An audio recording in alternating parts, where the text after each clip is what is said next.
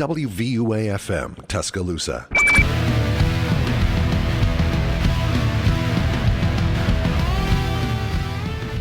What is up, Tuscaloosa, and welcome back to the student section. I am your host, Aidan Magouryrk, and I'm joined by Ronell Foreman and Adam Hambright. Got a lot of exciting things to talk about in the world of football, both college and pro. An eventful weekend, that's for sure. But before we do, I have an exciting Monday Night Football matchup that's about to air in the next 15 minutes. The New York Giants, the undefeated New York Giants, will take on the Dallas Cowboys, led by backup quarterback Cooper Rush. So we're going to get some predictions here. The New York Giants are favored by 1 point. An exciting matchup, that's for sure, for New York as they look to go 3-0. So I'm going to start with you, Ronell. Who do you have winning this game? I think that tonight's game is going to probably be very competitive. It's going to be a very good game, very close game. But prediction-wise, I think I got Giants 20-14, and I think Saquon gets 2 touchdowns. All right, and you, Adam? I feel pretty much the same on this one. The Giants still undefeated, one of the last undefeated teams. The Cowboys, if they had Dak Prescott in this game, I'd probably lean Cowboys. But right now, if you're just looking at the stats, they are very even. So right now I'm going to go with who has the healthier offense. And like he said, Saquon Barkley 2 touchdowns. Don't know if he'll get the 2 touchdowns, but I think he'll have a good game tonight. And I expect the Giants to win this one probably 24 or 14. Yeah, Saquon Barkley, NFL's leading rusher going into the start of this weekend. I think Jonathan Taylor has maybe overtaken him for the moment, but Brian Daboll has got Saquon looking like the Saquon Barkley of old during his rookie year. Yeah, pretty close, obviously. 1 point difference, over under 38.5. Yeah, tons of injuries to this Cowboys offense. Obviously, no Michael Gallup, their number 2 receiver.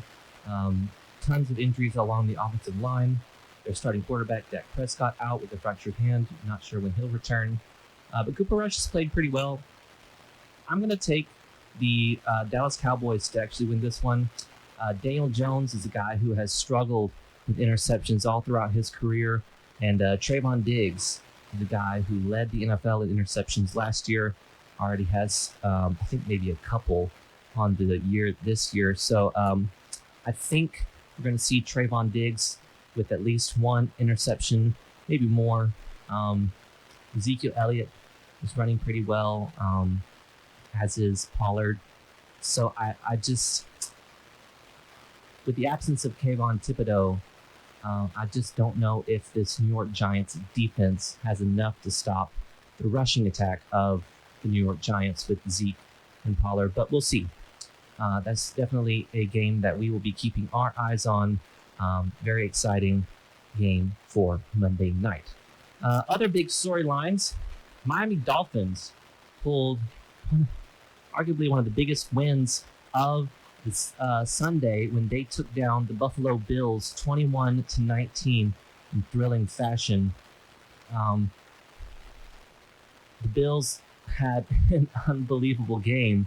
When you look at terms of time of possession, they had, I think, 50 plus plays ran. It was really kind of like a shocking finish. Josh Allen fumbling the spike snap, couldn't get the spike off. You saw Ken Dorsey, the offensive coordinator, freak out a little bit after that fumbled snap that would have set them up for a potential game-winning field goal. But Miami is one of only 3 undefeated teams thus far in the NFL. Is Miami capable of winning their division? Adam, I'm going to start with you.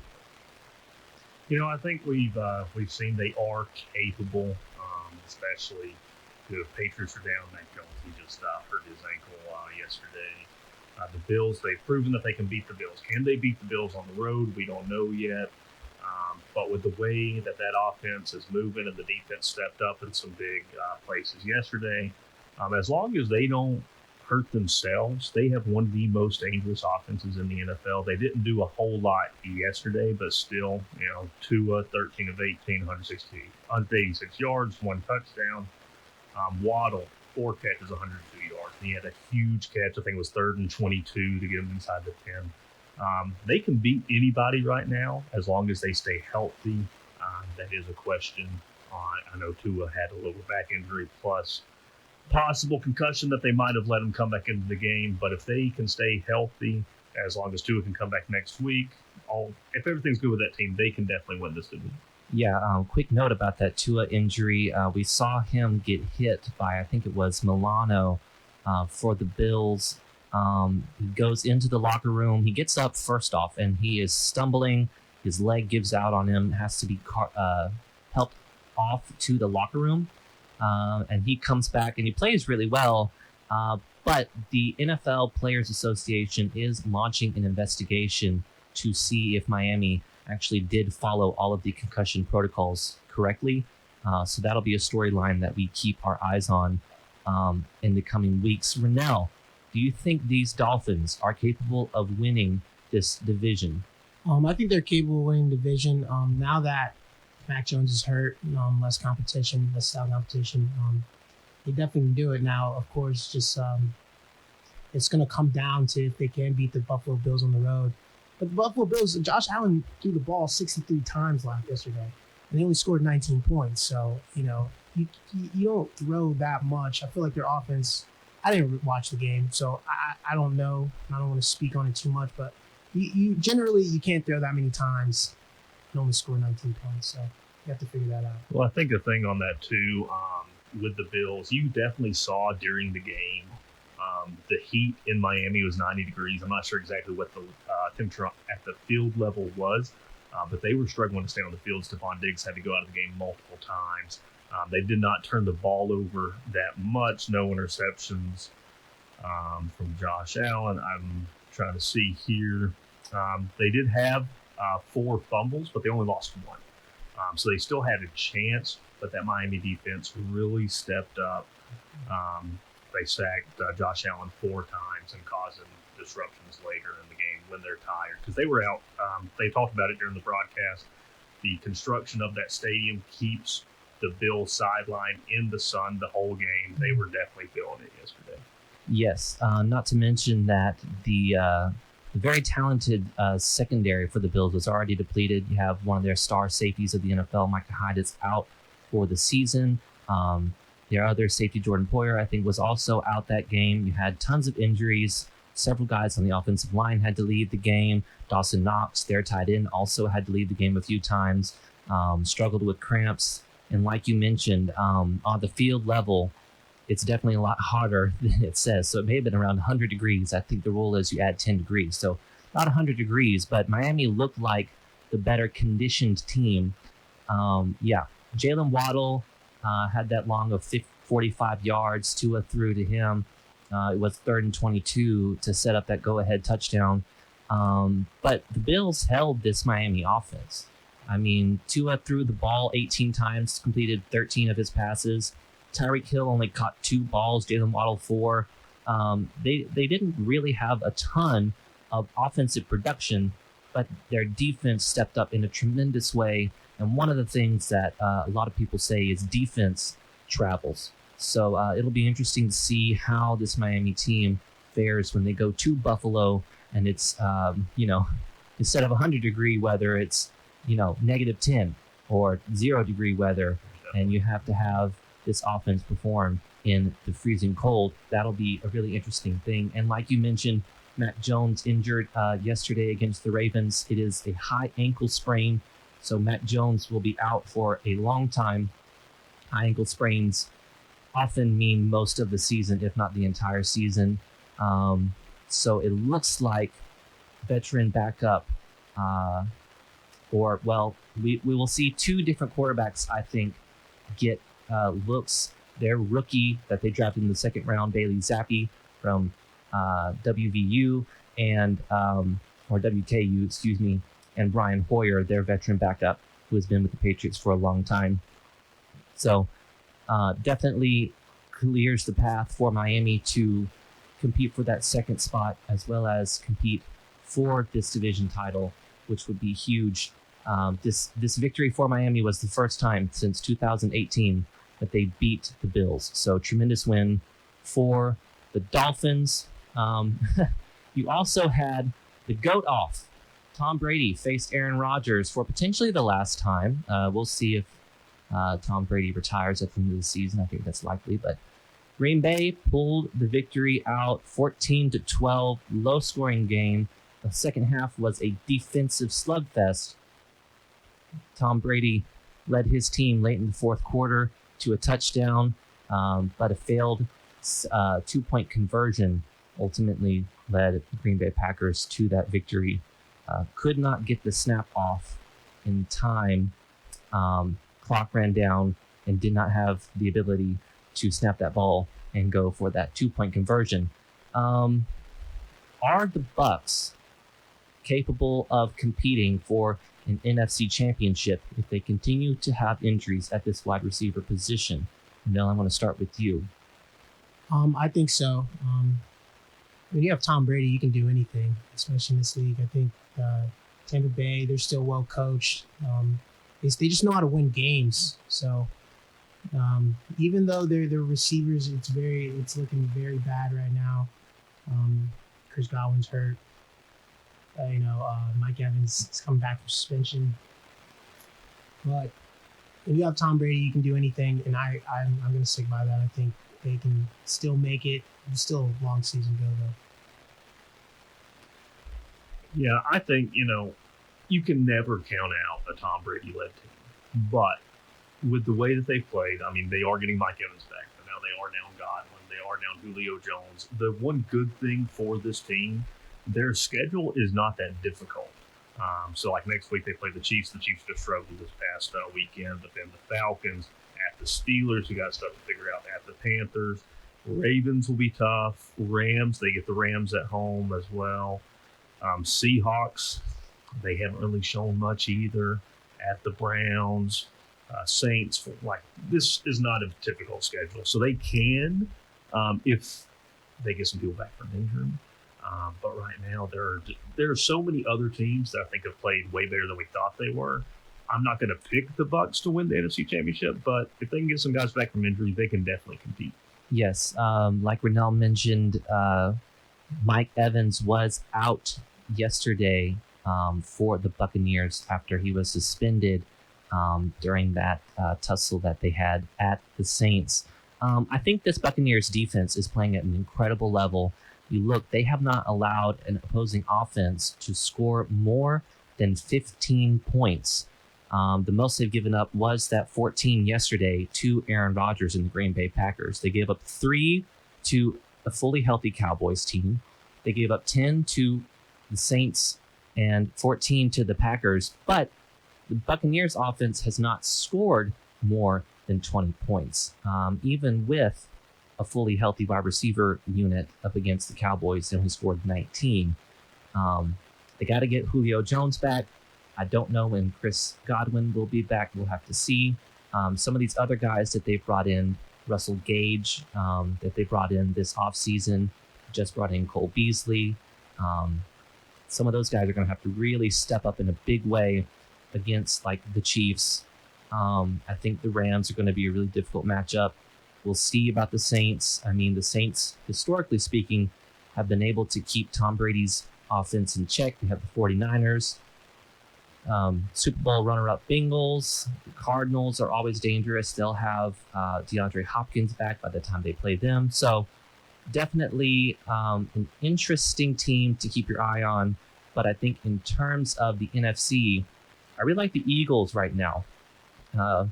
Eagles are one of 3 undefeated teams thus far this season. Jalen Hurts playing lights out right now for the Eagles. They took on the Washington Commanders yesterday, and they put the hurting on them, beat them 24-8. Jalen Hurts 22 of 35, 340 yards, 3 touchdowns, no interceptions, quarterback rating of 123.5. He's playing lights out. You also see Devontae Smith, former Bama guy as well, 8 catches for 169 yards, 1 touchdown, catch of 45, which also coincidentally matched Jalen Waddle's long of 45 from Tua. Are the Eagles the best team in the NFC right now? Adam, I'll start with you. I think right now you have to pick the Eagles to be the best team. Obviously, they're 3-0, 2-0 on the road.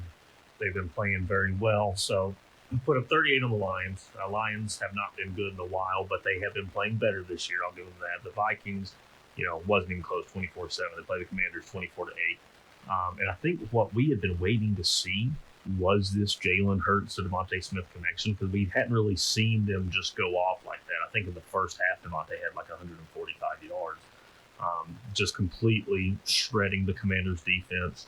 And Hurts, he's averaging like over 300 yards a game. Like, he is playing, I think better than what we've ever seen him, even at the college level. Like, maybe he had a couple of games at Oklahoma where he was up there. But, this is 3 straight games, over 300 yards passing. You look at their division, obviously they do have one of the other undefeated teams in the Giants, but, they already beat the Commanders, the Cowboys. Dak's not going to be back until that Eagles game in a couple weeks. So maybe then it might be a little different, but right now I'd say the Eagles are the best team in the NFC. Yes, the Eagles are the best team in the NFC right now. They looked very good yesterday, and it hurt. As a Commanders fan, it hurt a lot. But, Jalen Hurts looked very good out there. You can see the poise, the confidence. He has so much moxie. He has the hit factor, and they can do a lot of damage. They have one of the least winning schedules, or they have one of the easiest schedules in the league. So they should, barring significant injury or anything like that, they should be able to handle business. The NFC is always tough, and it's still early in the season, but as of right now, the Eagles are the best team in the NFC.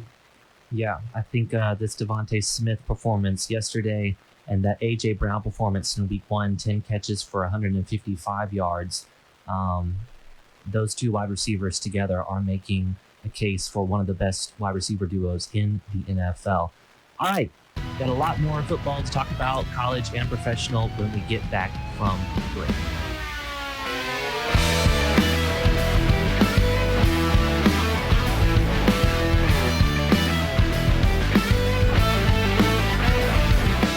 WVUA-FM, Tuscaloosa.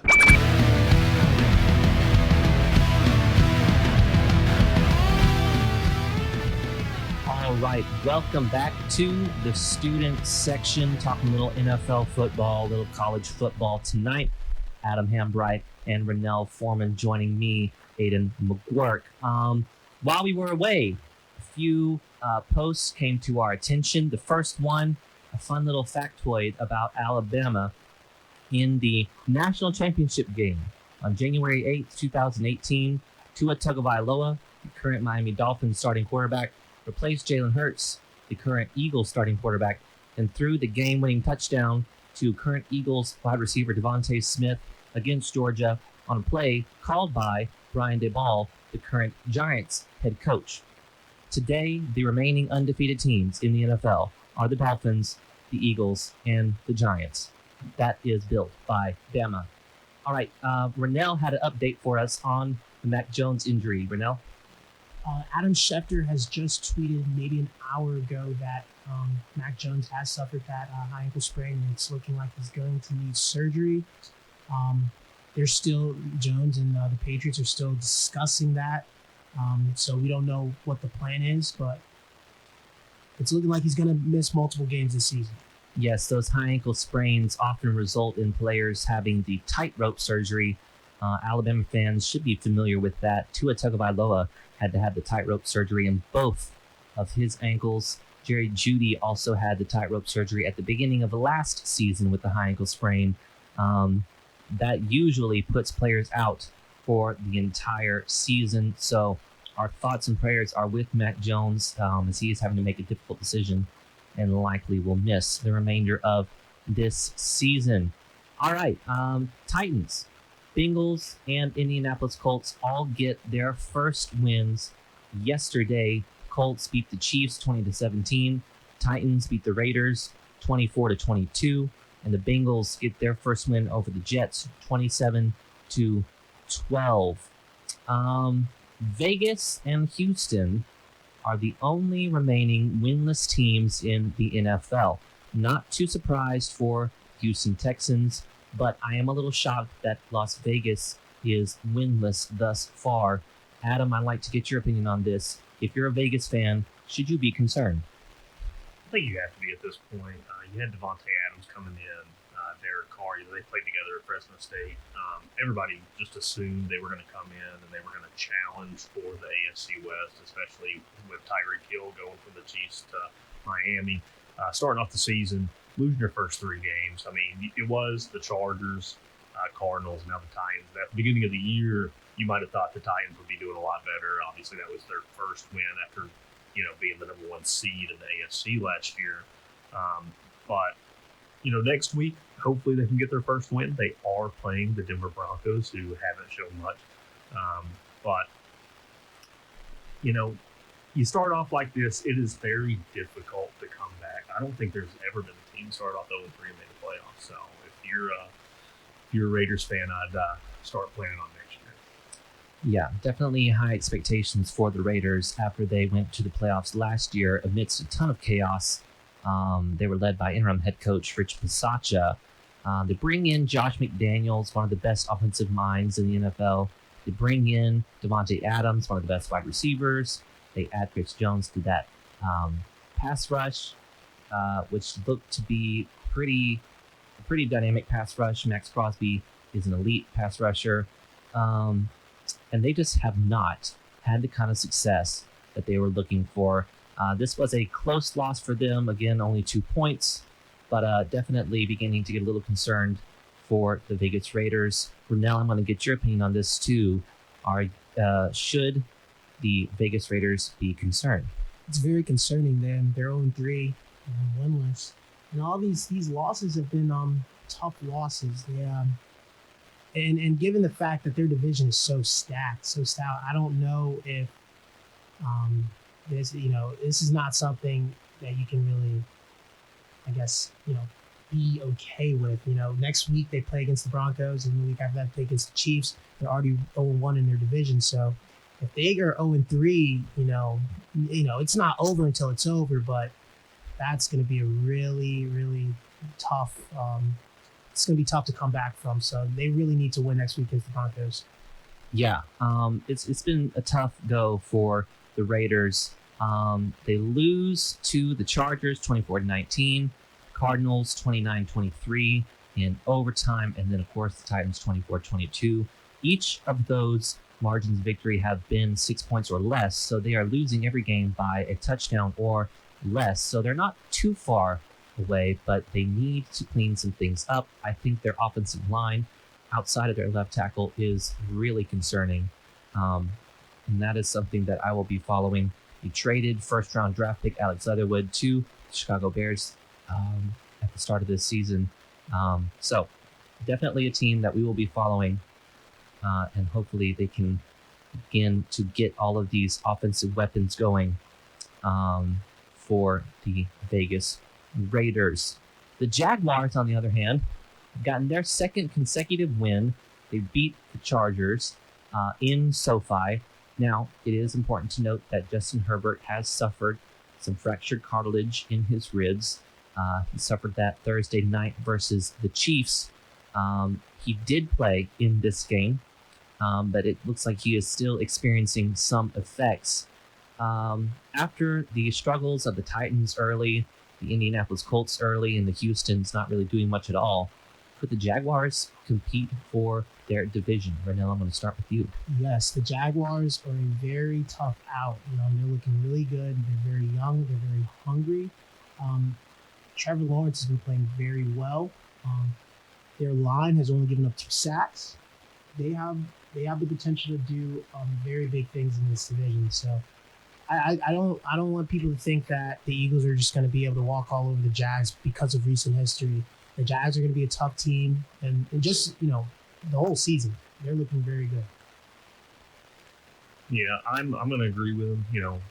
With the way that their division is set up, you got the Colts, you got the Texans, you got the Titans. I think everybody kind of came into the season thinking the Titans were going to do exactly what they did last year, run through everybody, have another top 2 seed, and they just got their first. The Jaguars are already 2 wins. They look like a totally different team than what they did last year under Urban Meyer. But it seems like they always do this. So like the Jaguars, they always have some like very poor seasons, and then out of nowhere, they'll have one of these like, either division winning or they'll get a wild card or something. Like if you just go back to the last time, they made playoffs in 2017. 2016 they were 3-13.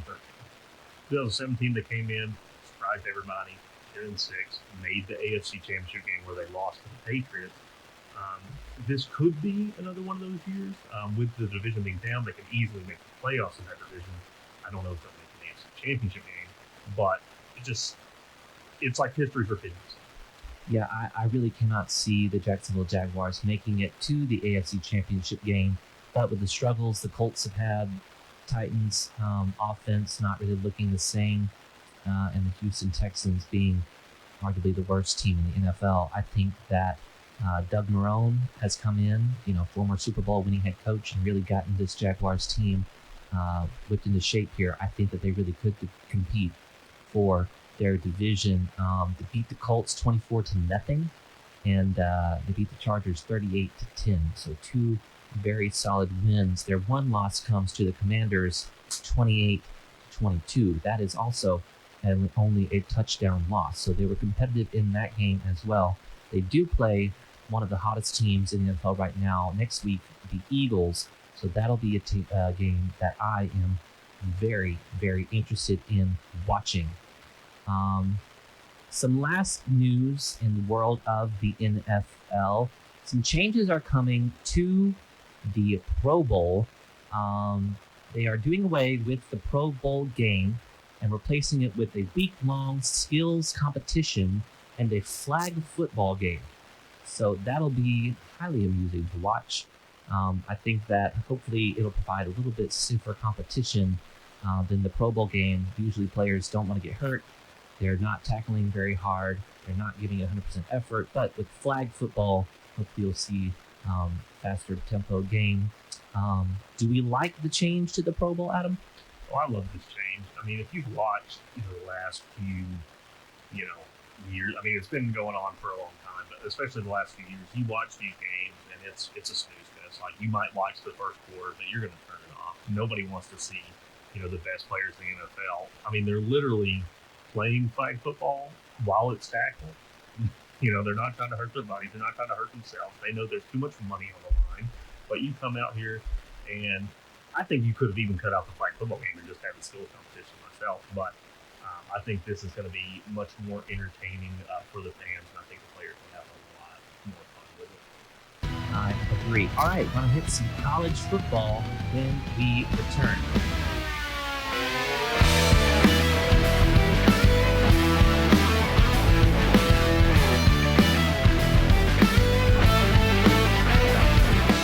WVUA-FM, Tuscaloosa.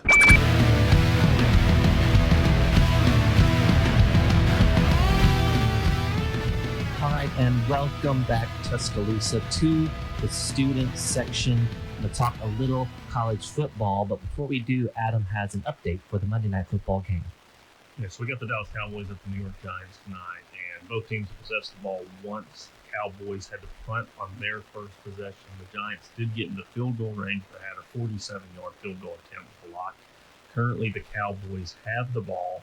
They are driving. They are about at the 22-yard line of the Giants. But also some other news that we heard.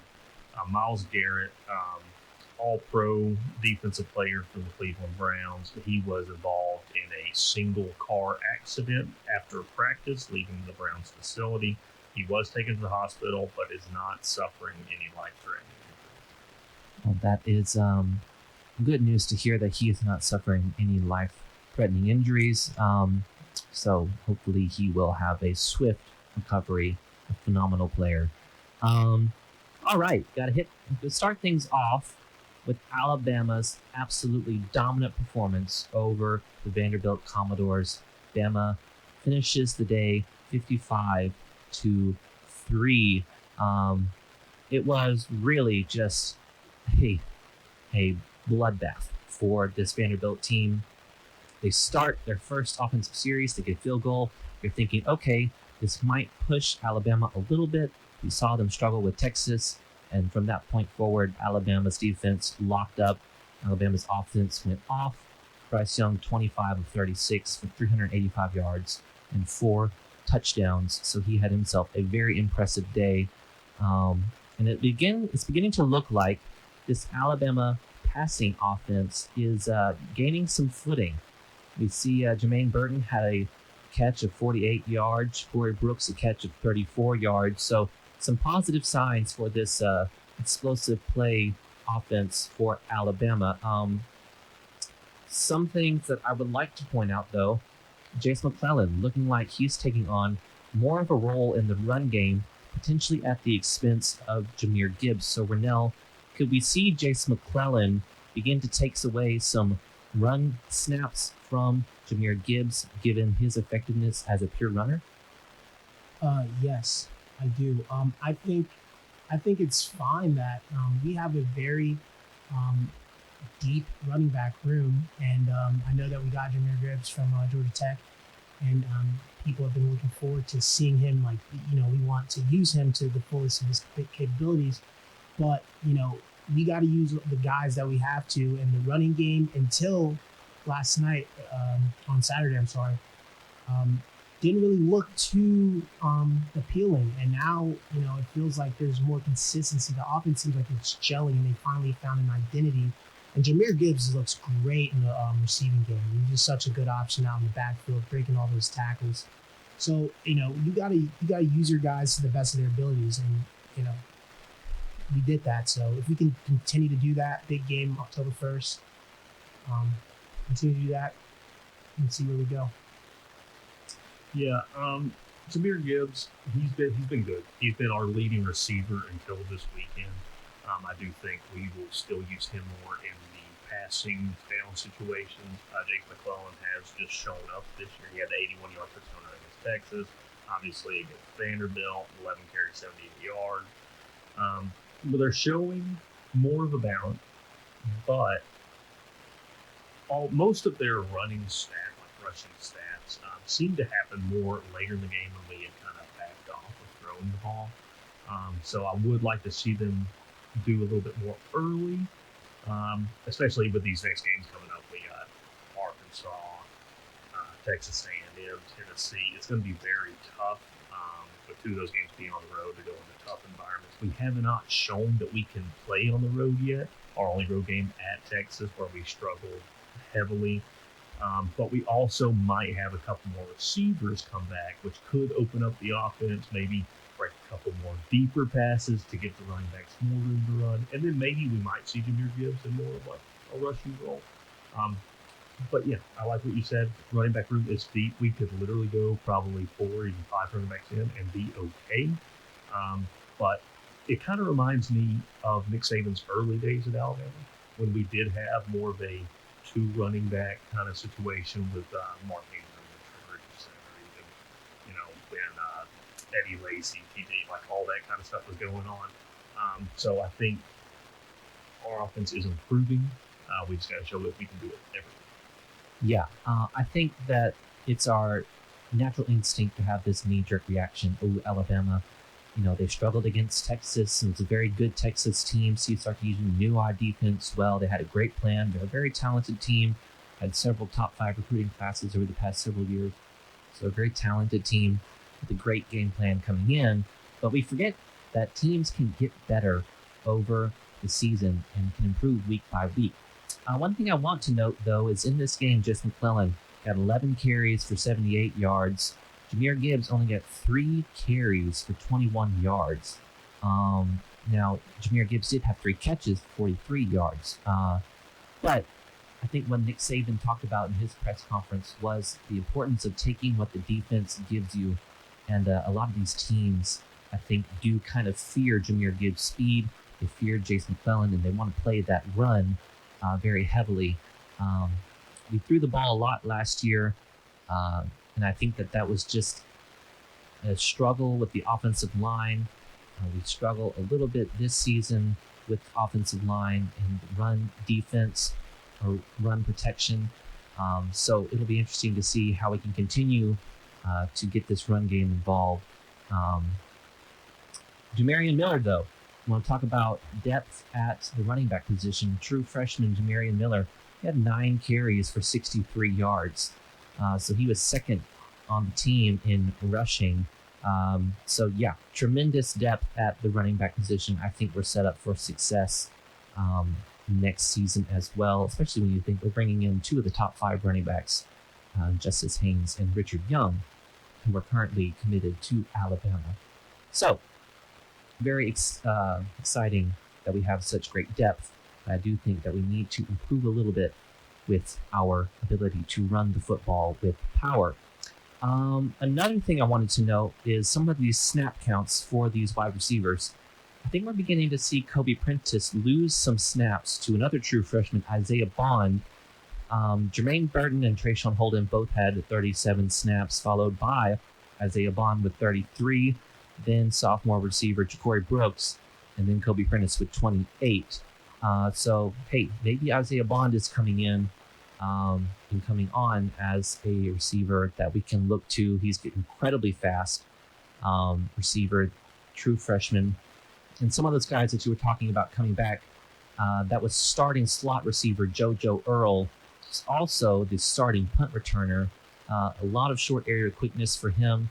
It'd be great to have him back. And then Louisville transfer Tyler Harrell, who is arguably the fastest dude on this team. So if we can get him back as well for this next week's Arkansas matchup, that would be great to see as well. Georgia, man, they looked a little mortal Saturday against Kent State. They did beat them 39-22, but they allowed more points to Kent State than every other opponent that they faced this entire season, with a combined total of 10 points given up. Is Georgia as good as we thought they were? Ronell, I'm going to start with you. Of course, Georgia's still very, very good. They were due to look mortal. They haven't looked mortal in a very long time. Probably going back to last year, but Georgia, they looked mortal, and it's fine. They'll be okay. They're still a very good team, very good defense, well coached, disciplined. So I still expect them. I still expect to see them in the SEC championship come December, but you never know. Anything's possible. I do want to add, though, my friend from back home is the running back for Kent State, Marquez Cooper, and he had 90 yards and a touchdown. So just wanted to give him a little shout out. He played well and played well against stout competition. Yeah, I mean, Georgia, they're still the team to beat in the SEC. I mean, I know Alabama won the SEC championship game last year, but Georgia won the national championship. And coming in, they set the tone early against Oregon, only allowed 3 points to Oregon, shut out Samford, and then they had, I'm drawing a blank, South Carolina, where they beat them pretty handily. They had only given up 10 points in 3 games. Kent State comes in, they do allow 22 points. They did not look as dominant as they had been, but it's still Georgia. I think they'll bounce back. If you want to just talk about, some of these kind of, a bunch of teams. Ole Miss, they struggle with Tulsa. Kentucky, they struggle with Northern Illinois. You go back to Alabama, I know against the lower opponents, we haven't really struggled too much. But if you go back a few years, we played Georgia Southern, who had over like 300 yards rushing against us. We gave up 21 points to them, and I think we still won the national championship that year. So don't read too much into this one Kent State game, but I do think the East might be a little tougher than the West overall this year. So it will be interesting once they start playing like Tennessee and Kentucky, and then obviously Florida, even though Florida's lost 2 games there. Yeah, I think that Georgia Southern game is the infamous Nick Saban crap through a tin horn quote, which is one of my favorite Nick Saban moments. But yeah, Georgia's defense looked a little leaky. Several miscues for Georgia. They had an interception. Ladd McConkey lost 2 fumbles, so really disappointing day for him. So they turned the ball over 3 times. Defense gave up several yards receiving, 188 yards receiving, 93 yards rushing against Kent State. Again, this would not be a big deal if they beat South Carolina 39-22, but this is Kent State. Kent State's a decent program, but they're 1-3. So, I think Georgia probably going to look to improve and build off of this, just like Nick Saban's trying to do with that Texas game. Yeah, and Georgia's next 2 games, they have Auburn and Missouri. So they can tighten some things up before they get into the tough part of their schedule too. Yeah, those are some fine-tuned games. Auburn has really struggled. Can't really seem to land on a quarterback yet. Mizzou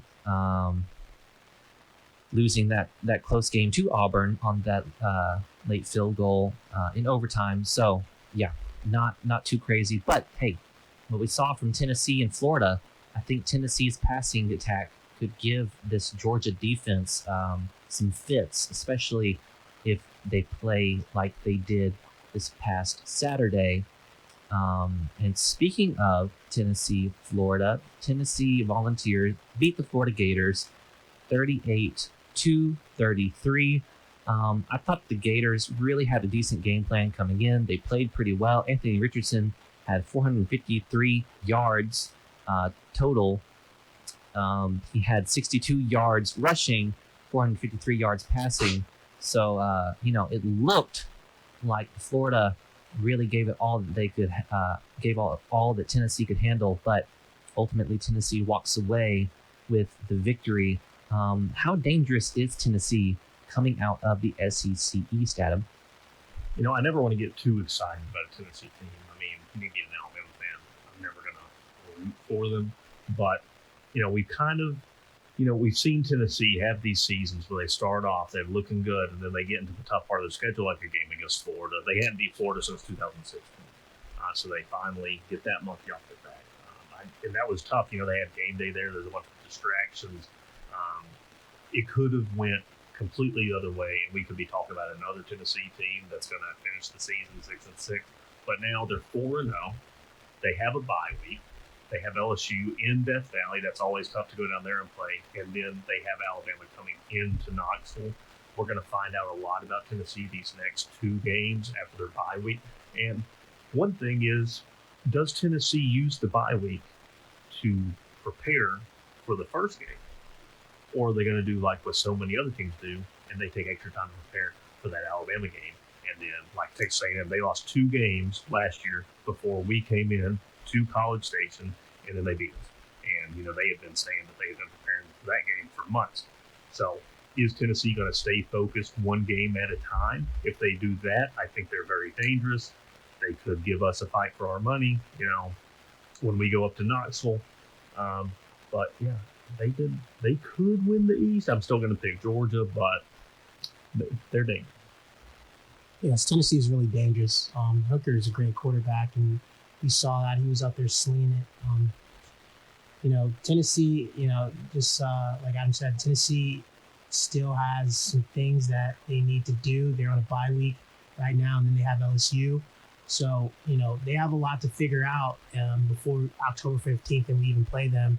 And they still have to handle their business. So, only time will tell. And I do believe Georgia's probably the better team at this moment. But, they still haven't played yet, so we will see. Yeah, I think you still saw Tennessee struggle with that passing defense. And Georgia has a really solid passing game. Alabama looks like its passing game is beginning to develop. Kentucky with Will Levis could give them some issues in the passing game as well. So, I think that, like you mentioned, Alabama is going to have a tough time with this Tennessee team, especially given the potency of their offense. And yes, Hendon Hooker, I think he's sort of entering the fringe Heisman conversation. He went 22 of 28 for 349 yards and 2 touchdowns. He also rushed for 13 carries, 112 yards, and 1 touchdown. So 3 touchdowns on the day for Hendon Hooker against a relatively decent Florida defense. I, again, like Georgia to win the SEC East, but I think Tennessee probably will end up behind them at that number 2 spot, competing for maybe a New Year's Six Bowl. So probably a pretty exciting time to be a Tennessee fan, especially with all the chaos that you've had to deal with over the past few years. All right, A&M outlasted Arkansas 23-21. A late missed field goal by Arkansas allowed A&M to skirt by, hit the upright, which is really crazy. Hit the upright right at the flag, bounce back into the end zone, and A&M was able to move to continue their win streak after that really embarrassing loss to App State. I think that all of the goals that they want to achieve are still within reach. Again, that one loss to App State is not a conference loss. So if they continue to win out, they could take a trip to Atlanta, but their offense is really struggling.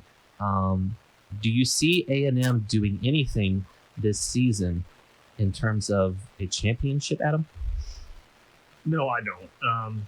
To be honest, like I know everybody says, defense wins championships, but their offense has got to figure something out. They made the switch at quarterback. Max Johnson, he's still around 50% completions.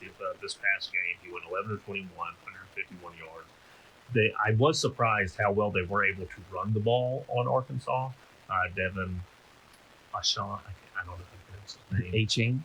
But yeah, so 19 carries, 159 yards. Arkansas still should have won this game. I don't understand. They had a 14-point lead. It was 14-7 at one point. KJ Jefferson has a chance to put it up 21-7, fumbles the ball at the 3. They have a 97-yard fumble return where the guy should have been tackled, but he was like, oh, let me turn around and hand it off, and then he runs it in. Arkansas still should have won the game, had a chance to win it, and I think that's the first time I've ever seen a ball hit the very top of the upright. But now, I don't think Texas A&M, with the offense the way it's been, can compete against Alabama. I don't even see them really being able to handle Ole Miss. I see them losing at least those 2 games. We'll see, but I don't have them winning anything this year.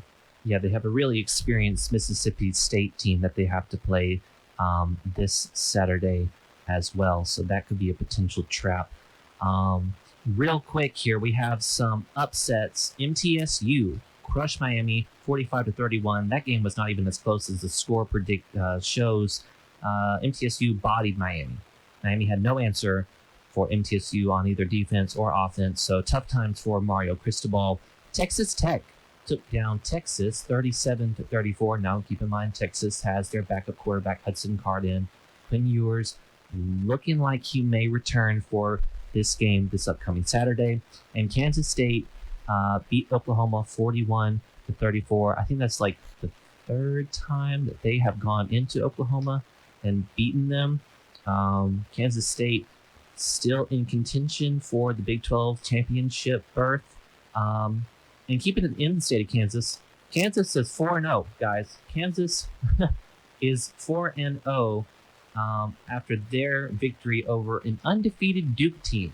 I think Lance Leipold, the head coach at Kansas, is going to get some looks for a major job in the world of the Power 5. Kansas, I'm sure, enjoying the success that they have right now, but I mean, let's be real here. There's a lot of better opportunities for a guy who has turned a Kansas program around.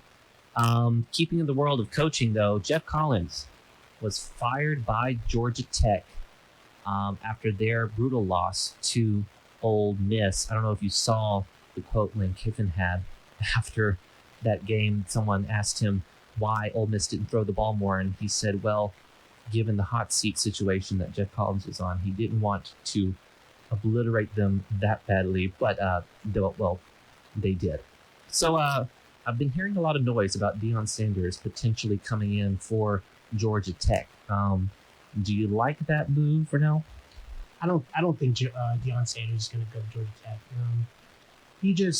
He really wants to build Jack State from the ground up, and he's been doing a great job. I just don't see him leaving so soon. I think he will make that jump to a higher level, maybe like a D1 school in maybe 5-10 years in long term. But as of now, I don't think he makes it. He was in the news not too long ago talking about he doesn't think Jack State has the talent level to beat an Alabama, but he's been trying to get up to that point. So. Yeah, they brought in some pretty big recruits this past year. Some people even Nick Saban kind of alluded to maybe they paid for the player. I'm not going to go in and say anything that was against the rules happened, but I think he's doing a very good job at Jackson State. They're doing pretty good. They won this past weekend. I think it was 48-7. They won by a lot of points. I saw the after the game. He's in the locker room. He's saying, "Did we dominate?" No, we didn't. We didn't dominate 4 quarters. They have a bye week this week, so he's really focused on this team. I think there's only one program he would leave for, and that would be to go to Florida State, to his alma mater. But Florida State, they're right now. They're not the same Florida State team that we saw, the last 5 years. So I don't know when that job would come open for him to take it. So until something like that happens, I think he's going to stay there, try to develop all these people at this level. And, it's not a bad job. It's not. Yeah, I don't see Mike Norvell getting fired from Florida State if he continues to have the success that he's having. Florida State's been really patient with him, and I think rightfully so. You're beginning to see them kind of turn that program around.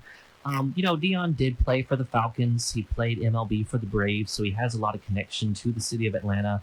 And he did a joint interview on ESPN with Nick Saban and talked about how Jackson State doesn't really have any kind of boosters, no collectives. So if he's interested in going to a place that's going to provide him a slightly more level playing field on the recruiting trail, I think Georgia Tech might be a decent place. It's in the ACC, which, now that Clemson's kind of come down to earth, it's not a crazy competitive conference.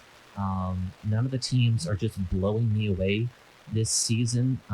There's not one program that's head and shoulders above all the rest. So, yeah, and let's not forget, Georgia Tech, they have won a national championship before. They have had some very good players go there. They even had Calvin Johnson. I know he wasn't the Calvin Johnson that he was in the NFL, but it's still a very good program. It's not a bad job to go to Georgia Tech if everything works out. I just don't see the going back to Atlanta. Right. All right, real quick, we're going to hit the AP poll. Georgia, Alabama, Ohio State, Michigan, and Clemson round out the top 5. No changes there. USC bumps up to number 6, and Kentucky up 1 spot to number 7. Tennessee jumps number 3 spots to number 8 after their victory over Florida. Oklahoma State sits pat at number 9. North Carolina State jumps 2 spots into the top 10. They have a matchup with Clemson coming up in the next few weeks. That'll be very exciting. They play UConn, I think they played UConn and won 41-10. Penn State up 3 spots. They're ranked number 11. Utah up 1-12. Oregon up 2-13 after their victory over Washington State. Ole Miss up to number 14, 2 spots after their victory over Tulsa. Washington in the top 15, up 3 spots after their victory over Stanford. They had that impressive win over Michigan State. Pretty excited about what Washington can do. Baylor up 1 spot after their victory over Iowa State to 16. A&M jumping 6 spots after their victory over Arkansas to number 17. Oklahoma, one of the biggest drops here. They'd fall 12 spots to 18 after their brutal loss to Kansas State. BYU remains at the 19 spot. Arkansas falls 10 spots after that close loss to A&M to number 20. I still think Arkansas is a top 15 team. Minnesota sitting at number 21. They're 4-0. I think Minnesota's not getting the kind of love and attention that they may deserve. We'll be watching them closely as they continue to play that Big Ten schedule. Wake Forest falls to 22 after they took that close loss in overtime to Clemson. Florida State at 23, and Pittsburgh rounding out 24. And Kansas State, number 25. That is the AP Top 25. Thank you so much for listening, and just next week.